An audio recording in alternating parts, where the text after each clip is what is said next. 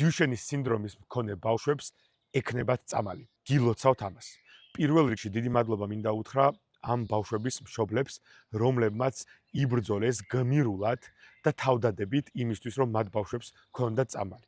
ასევე უდიდესი მადლობა მინდა უთხრა ილიაუნის სტუდენტებს, რომლებმაც უპრეცედენტო კამპანია წამოიწყეს ამ ბავშვების დასახმარებლად და ასევე თითოეულ მოქალაქეს მინდა მადლობა უთხრა, ვინც ჩაურიცხა მათ ფული.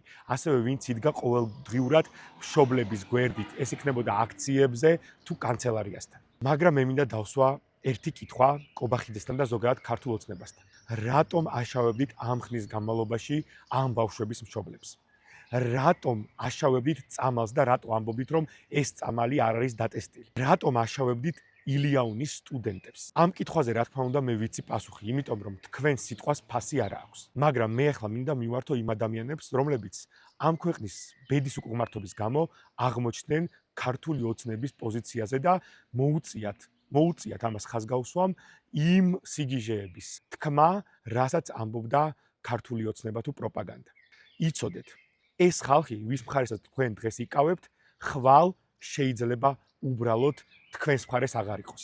გადათქვას სიტყვა და პირიქით თქვენ დაგადადაშაულოთ ყველაფერში. სიტყვას უნდა გქონდეს ფასი. სიტყვას უნდა მოყვებოდეს საქმე. ასე გაგზარდეს, ასე გვასწავლეს და ასე უნდა მივყვეთ ბოლომდე ყველაფერს.